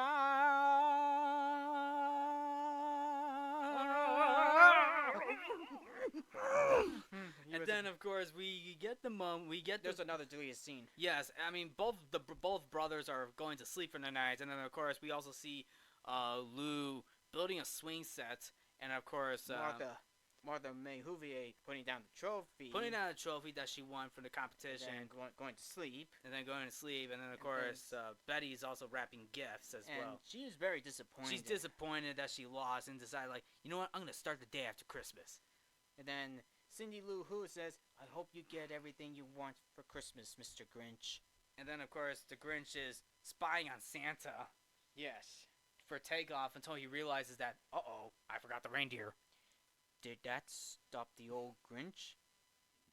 No. He says that while the Grinch turns to Max, and and tells him, if I can't find a reindeer, I'll make one instead. Oh, Max! Max closes the door. Do not disturb. So he called his dog Max. He brought an antler here and tied a big horn On his head. Turns him into Rudolph, and this is the improvised moment where Jim Carrey is basically Ron Howard. And then try to go for commercial. Action! And then Max knocks his reindeer nose off his nose. And then we get this part. Brilliant! You reject your own nose because it represents commercialism. Why didn't I think of that? Cut, check the frame, moving on. And then we get on. And then the Grinch gets on the sleigh, starting up the engine, and bringing down the bags and Max along. Yeah, of course. It is pretty funny in the way how they rolled down the Whoville, and like Max is just flying in the air. Like he's flying in the air, like the Grinch doesn't even notice. He almost lost his cool there until they landed to Whoville. Welcome to Whoville, Max. Excuse me, writers, didn't Max visited Whoville in the beginning of the movie? He did. Yeah, he did. So why did that line pop up? Welcome to Whoville, Max. Max visited Whoville in the beginning of the movie. Yeah, and other people like Cindy Lou Who's dad and mom heard the noise, and Betty Lou Who says, It's Santa. Go back to sleep. They all thought of Santa, but Santa was already there. And then the Grinch, obviously enough, steals Betty Lou Who's Christmas decorations, tree, presents. Obviously, he was able to climb down the chimney, but if Santa could do it, so could the Grinch. But he got stuck in the chimney. for a moment or two. Brings out a can full of moths to eat the stockings, and a vacuum cleaner that sucked up all the gifts. And then, of course, he went to the icebox and slunk. And then he cleared out that fridge as quick as a flash. And why that Grinch? He even took the last can of Who Hash. Who Hash? Well, actually, he also took the Who Pudding. And took the roast beef as it was a football. Hard! And, of course, Cindy Lou Who comes downstairs right before the Grinch can stuff up the tree. And now, Grin the Grinch, I stuff up the tree. But then Cindy Lou Who comes on down for a drink of water. And, oddly enough, Tiny Who daughter, because Cindy Lou Who is the Tiny Who daughter. Yes, and she says, Santa Claus, what are you doing with our tree? I'm actually just wondering, yeah, but you know, actually, I'm going off topic. Didn't Cindy also have another sister in the original? I don't know. Because you see the two brothers, but in the original, if you look closely, there are two Who boys and two Who girls in the original. In the original, while the Grinch was taking their candy canes, right? Yeah. Like there's another Who girl. It's the little redhead. It's the little redhead girl.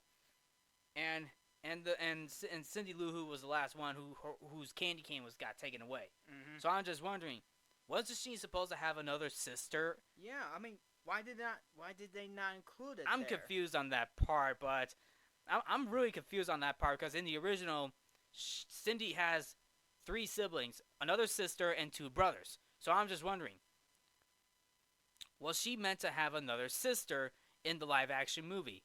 I'm not really sure, but whatever. But anyway, we'll move on.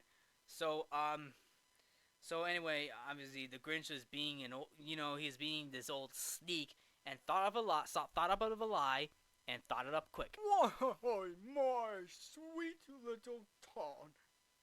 The fake Santa Claus lied. There's a light bulb on this tree that won't light on one side. Flicks the light bulb off. I'm gonna take it home to my workshop, my dear, and bring it back here. Now here's another moment where I'm like, where I'm kind of like confused. Cindy Lou Who should know who the Grinch is. Yeah. Cause when he popped his face out of the tree, you see the Grinch's face. She should have recognized him. Yeah. which does not make sense at this point. Well, actually, the Grinch says, vengeance! I mean, presents, I suppose. I think at that moment she kind of recognizes the Grinch, but decides like, nah, I'll follow along with I'll just play along. Yeah. I think she played along. And the Grinch fooled the child. And he patted her head and gave her a glass of water and sent her back to bed. And then, of course, she tells Santa, "Don't forget about the Grinch." I know he's mean, hairy, and smelly. His hands might be cold and clammy, but I think he's kind of sweet. Sweet? And then the Grinch says, "You think he's sweet?"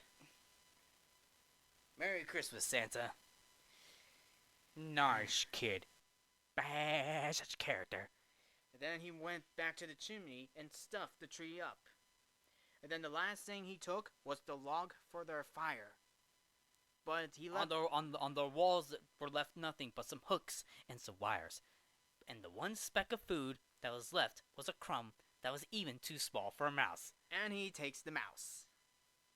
And he slithered and slung like with a smile on it, with a smile most cheerfully to take the Who's presents. And then we get a montage of all of the Grinch going to different houses. and the part where he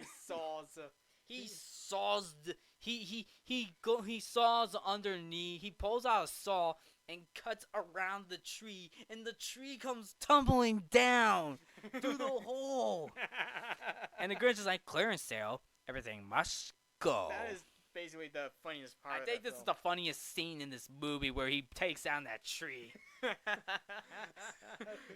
and then he sucks up all the other gifts, including a cat that looks like Snowbell from Stuart Little.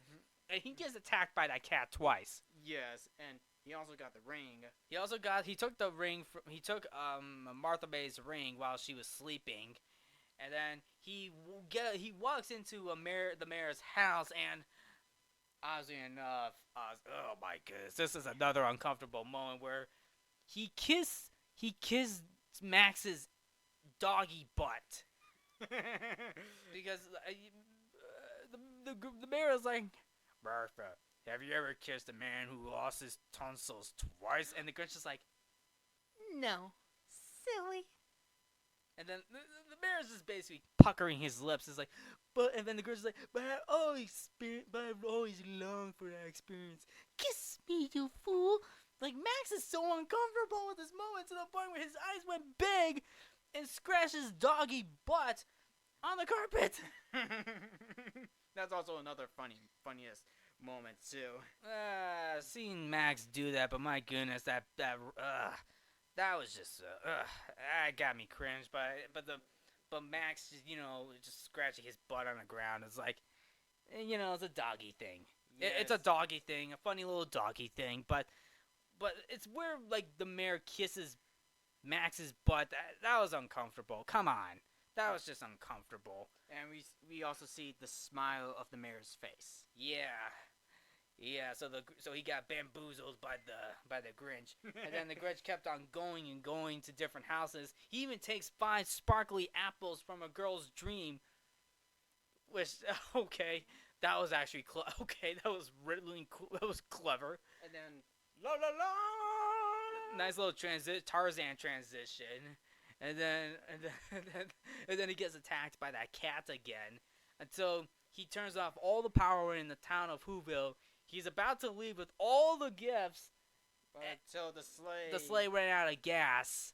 It was going, gone. What are you laughing at, Rudolph? And then Max was the only one trying to pull up the sleigh. Well, 3,000 feet up on the side of Mount Crumpet. Yep, 3,000 feet. And once he got up there, he passed out. And the Grinch was like, "We did it! We did it! Yes, and I believe that I believe the Grinches realized that, and the Grinch thinks that and I believe, and the Grinch believes that all those Who's down Whoville will all cry. Boo! And that's something that the Grinch simply must hear. And then the police Who officer was like, "Oh, what an embarrassment! What an embarrassment! I've been robbed." And then what he doesn't know is that the Grinch put a hook on the police car and the mayor's bed, and the mayor gets dragged outside in the snow. And the mayor's like, "Well, I wonder who could have done this. Invite the Grinch, destroy Christmas. Invite the Grinch, destroy Christmas." Did everyone hear what I said? Hubris is like, "I did." No. You decided to listen to a unknown-it-all girl who hasn't even grown into her nose yet. Cindy, I hope you are very happy of what you did. Like, I'm just gonna be honest. The mayor is basically unlikable in this movie. Like, this is like a character you like to hate at this point. Yes. Because he's picking on a child. Just because she wanted to bring the Grinch into town, right? Yes, and Cindy Lou's dad stepped in. He says, she isn't. I am. If she's not, yeah. Like Cindy's dad said, like, you know what? Christmas is more than just presents, right? It's about being around those that you cared about, right? The ones that you love. Exactly. That's a good message. That's a good message. In fact, that's what Cindy was trying to do. Bring everybody together. Those who care. And you could definitely see with Cindy that she cares about the Grinch. Yes, it's not about the gifts or the Christmas light competitions. It's about being around those that care for you. Yes, and the only Christmas gift that he has is his family. Exactly. Even Lou's wife Betty, Molly Shannon's character, was like, "Come here, you hunk of Bernie who." She kisses Lou. Yep, and the mayor was like, "Oh, give me a break." Yeah, seems as though the mayor hasn't learned anything, not even from his childhood. Yep. Until then, everyone down in Whoville starts to sing, and the Grinch is like, "Wait a minute." Well, actually, Cindy Lou Who went down to Mount Crumpet. Went up. Well, actually, she landed in the garbage. Dump it to Crumpet. She finds the Grinch, and the Grinch is like, "How could this be? Everyone's singing, tall and the small. I mean, how could this be? It came without ribbons. It came without tags. It came without packages, boxes, or bags." And he puzzled and puzzled till his puzzler was sore. Then the Grinch thought of something that he hadn't thought. Maybe Christmas, he thought, doesn't come from a star. Maybe Christmas means a bit more. Yeah, and that's definitely true. Until then, you could hear his heartbeat. Yes, and he could feel the pain inside. Like, he feels the pain, like, of like, it seems as though if he hurt other people, but unfortunately, it's himself, too. It's like he's trying to prevent the heart beating, like you hear him scream, "Max, I'm beating!" Oh, I mean, I feel like, and you can also hear the music score from James Horner builds up. Yeah, it's building up to the point where you hear the heart beating, and of course, with Anthony Hopkins says, well, in Whoville they say that the Grinch's small heart grew 3 sizes that day. And the Grinch just cries, like, as if it was like, I want to say it's a sign of relief, but also relieving of his past too. Like, he, as if, like, now he's feeling the true spirit of Christmas, of what it actually means, right? It means a bit more. Like, that's a good message. Like, Christmas is not just about gifts. It's about more. it means something more, and that's a good thing. And the sunlight came. The sunlight came up, and the Grinch was like, "I'm all thirsty inside." And I'm leaking. And He turns over to Max and says, "Oh, Max, I love ya." Max kisses the Grinch, and the Grinch is so happy. And then the Grinch notices the sleigh on top of Mount Carver. He's like, "Oh no, the gifts, and I care. What is the big deal of it? Wait, oh, wait for me. And the Grinch tries to grab the sleigh. It's like, "Oh man, okay. Oh wait, here's oh wait, no!" As the Grinch gets up to the top of the mountain, the Grinch screams, "No!" He jumps to grab the sleigh, tries to pull it up, but then Just like in the cartoon. And the Grinch was like, "Oh man, they're just toys, right?" And then came Cindy Lou Who. Cindy Lou Who's up on top of the sleigh, because she's happy. Even the Grinch is happy too. The Grinch is like, "Cindy Lou, what are you doing up there?" And then Cindy Lou Who says, I came to see you. No one should spend alone on Christmas. Even the Grinch smiles, and then up until the point where they're all two of them were about to fall off. Until the Grinch, what happens next? He gained the strength of 10 Grinches plus 2 to lift the sleigh up. With that feat of strength, we don't hear the line, but we see it, right? This is like a show don't tell thing, right? Yes. This is like a show don't tell thing, and this is a moment where, hearing the strength of 10 Grinches, I wish that was in the movie, but it actually works out very good in this scene because it's a show don't tell thing. Like, let's show the Grinch lifting the sleigh up to those who know the story, and it worked out very well. It's showing us that the Grinch has the strength of 10 Grinches plus 2. And then the Grinch says, "I gotcha, Cindy Lou!" Yep, that was a good moment. And we didn't even need that line of dialogue. No, We didn't need that line of dialogue. It just show and tell. And that worked pretty well.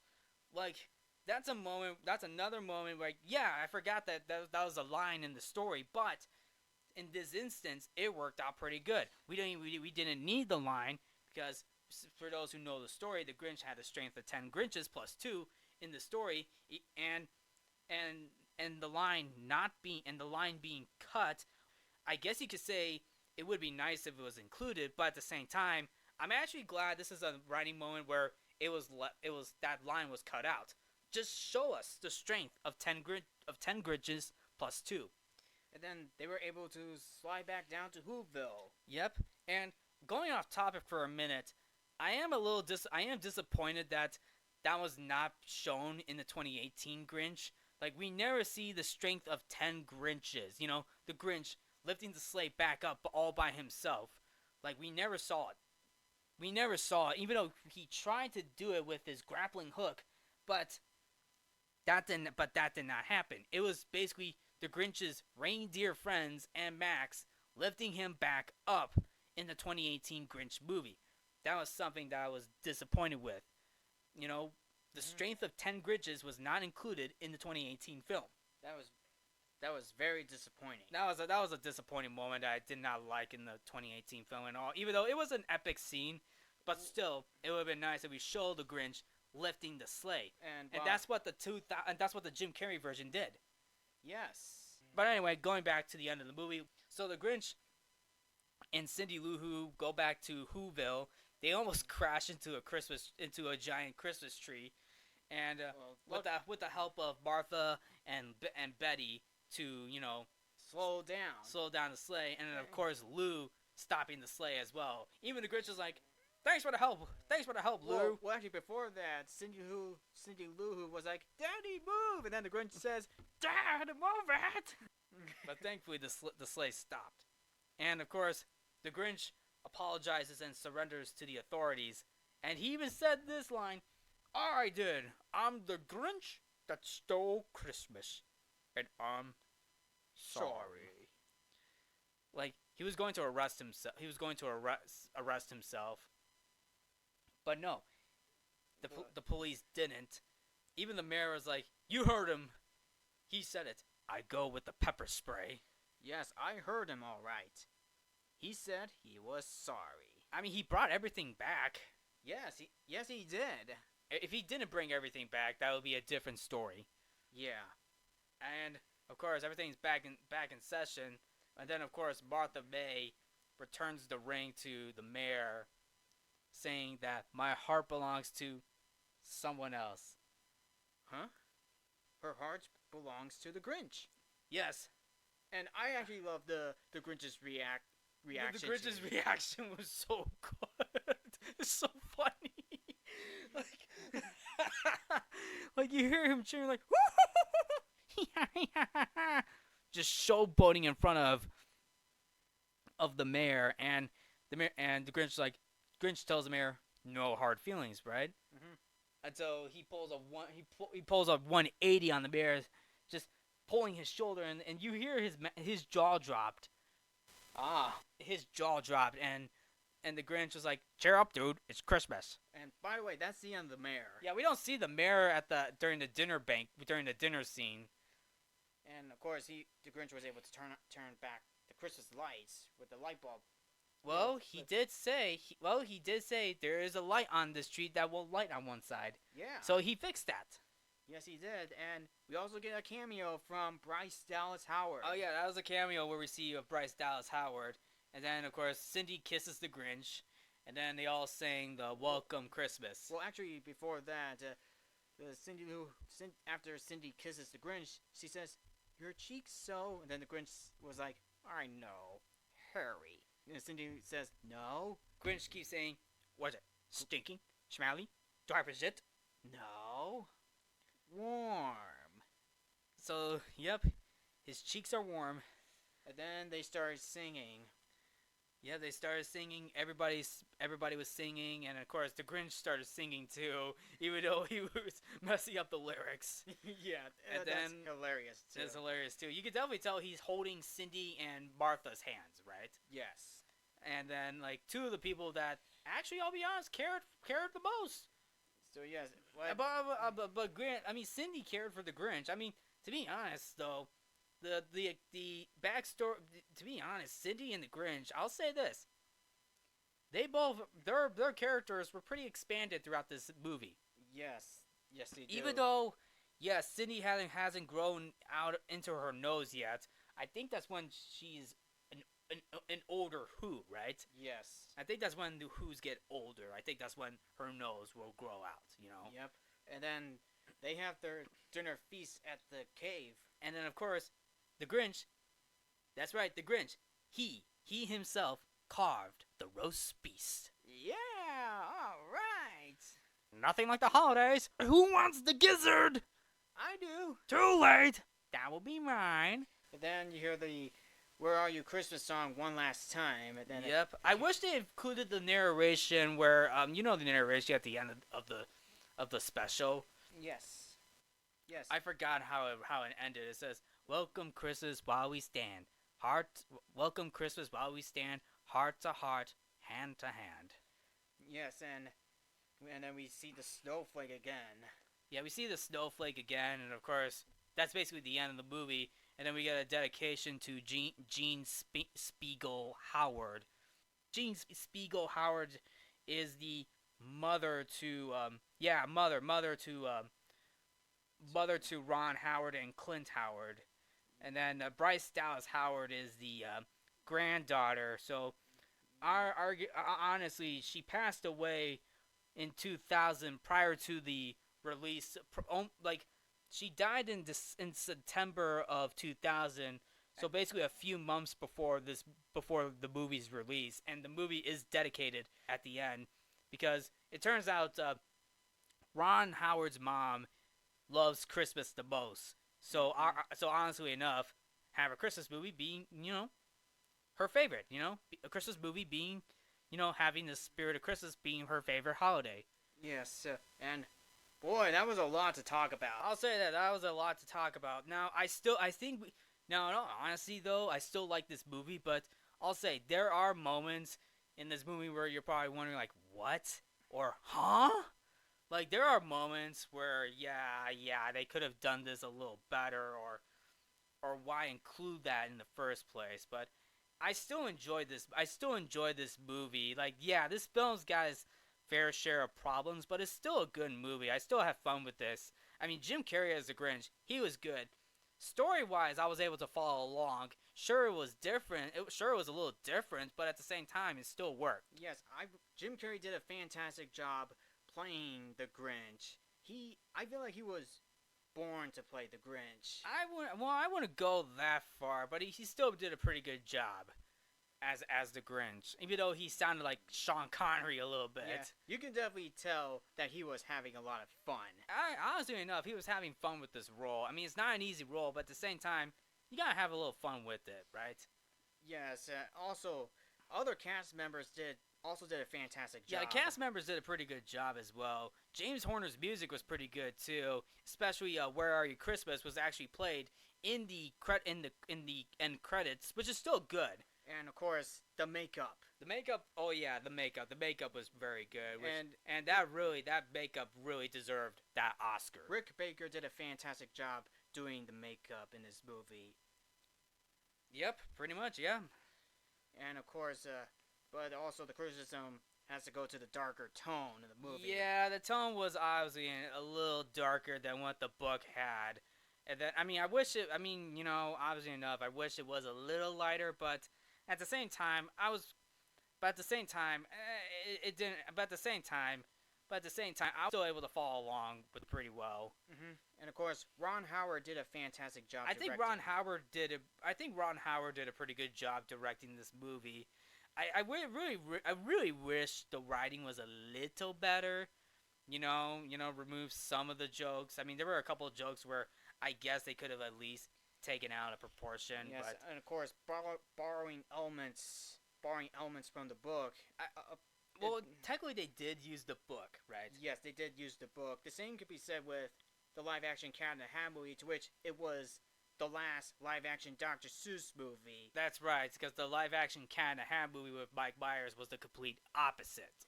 Yes, and I feel like that's basically another episode for another day.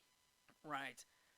I know a lot of people are probably going to say the animated Grinch movie from 2018 with Benedict Cumberbatch was decent. I still think it's decent, but at the same time, I think the live-action Grinch was a little better in the story. In the story. Story-wise, I feel like Jim Carrey's Grinch had a better story than the 2018 Grinch, in my personal opinion. Although, I mean, let's be honest. I mean, both stories, I still follow along with both stories.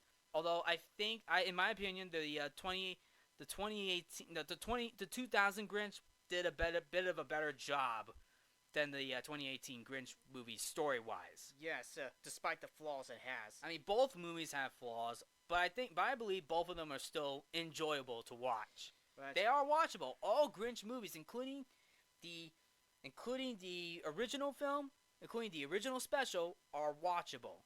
Yes, but I feel like by the end of the day, despite the flaws the live action has, Dr. Seuss's How the Grinch Stole Christmas, the 2000 version with Jim Carrey, is a flawed but a fun Christmas movie that means a little bit more.